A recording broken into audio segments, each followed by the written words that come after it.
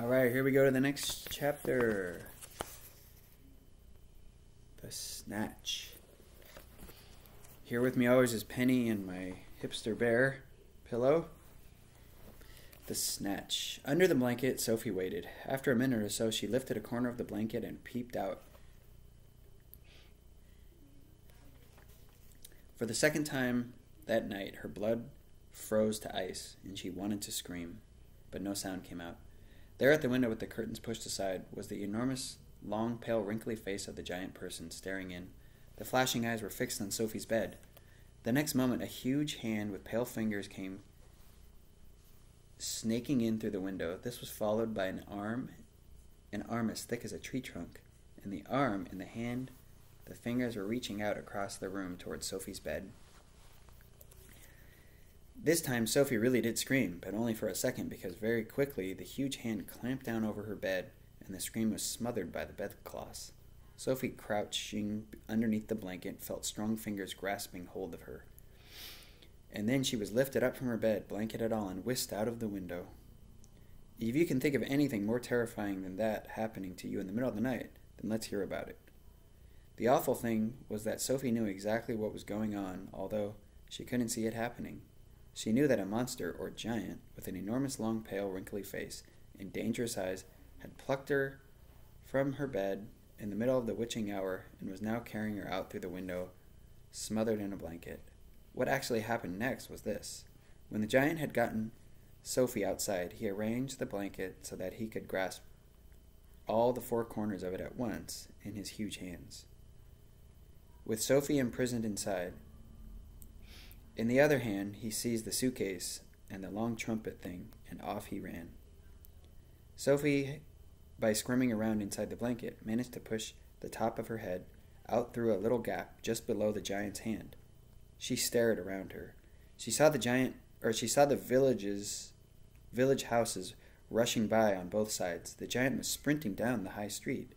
He was running so fast the black cloak was streaming out behind him like the wings of a bird.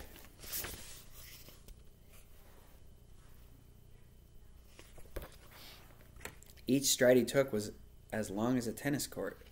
Out of the village he ran, and soon they were racing across the moonlit fields. The hedges dividing the fields were no problem to the giant. He simply strode over them. A wide river appeared in his path. He crossed it in one flying stride. Sophie crouched in the blanket, peering out. She was being bumped against the giant's leg like a sack of potatoes. Over the fields and hedges and rivers they went, and after a while a frightening thought came into Sophie's head.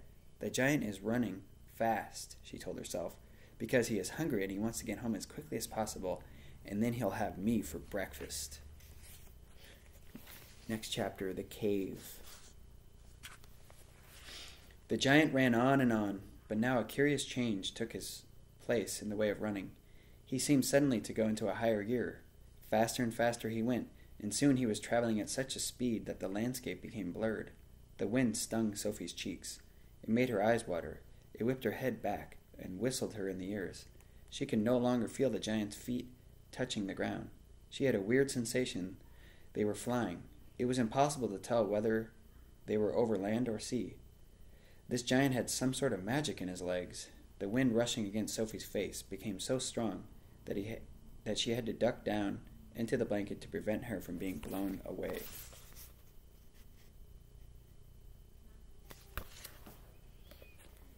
Was it really possible that they were crossing oceans? It certainly felt that way to Sophie. She crouched into the blanket and listened to the howling of the wind. It went on for what seemed like hours. Then all at once the wind stopped its howling.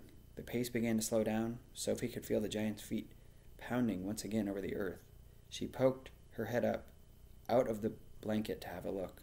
They were in a country of thick forest and rushing rivers. The giant had definitely slowed down and was now running more normally, although normal was a silly word to use describing a galloping giant. He leaped over a dozen rivers. He went rattling through a great forest, then down into the valley and up over a range of hills as bare as concrete, and soon he was galloping over a desolate wasteland that was not quite full of this earth. The ground was flat and pale and yellow. Great lumps of blue rock were scattered around, and dead trees stood everywhere like skeletons. The moon had long since disappeared, and now that the dawn was breaking, Sophie, still peering out from her blanket, saw suddenly ahead of her a great craggy mountain. This mountain was dark and blue, and all around it the sky was gushing and glistening with light. Bits of pale gold were flying among the delicate, frosty white flakes of cloud, and over to one side of the rim of the morning sun was coming up red as blood. Right beneath the mountain, the giant stopped. He was puffing mightily. His great chest was heaving in and out. He paused to catch his breath. Directly in front of them, lying against the side of the mountain, Sophie could see a massive round stone. It was as big as a house. The giant reached out and rolled the stone to one side as easily as if it had been a football. And now where the stone had been, there appeared a vast black hole. The hole was so large that the giant didn't even have to duck his head in as he went in. He strode into the black hole, still carrying Sophie in one hand, the trumpet and the suitcase in the other. As soon as he was inside, he stopped and turned and rolled the great stone back into place so that the entrance to his secret cave was completely hidden from the outside. Now that the entrance had been sealed up, there was not a glint of light inside the cave. All was black. Sophie felt herself being lowered to the ground. Then the giant let go the blanket completely. His footsteps moved away. Sophie sat there in the dark, shivering with fear.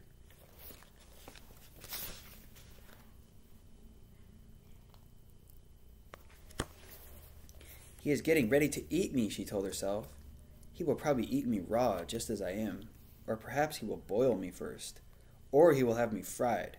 He will drop me like a rasher of bacon into some gigantic frying pan sizzling with fat. A blaze of light suddenly lit up the whole place. Sophie blinked and stared. She saw an enormous cavern with a high, rocky roof. The walls on either side were lined with shelves, and on the shelves there stood row upon row of glass jars. There were jars everywhere. They were piled up in the corners. They filled every nook and cranny of the cave. In the middle of the floor there was a table 12 feet high and a chair to match. The giant took off his black cloak and hung it against the wall. Sophie saw that under the cloak he was wearing a sort of collarless shirt and a dirty old leather waistcoat that didn't even seem to have any buttons.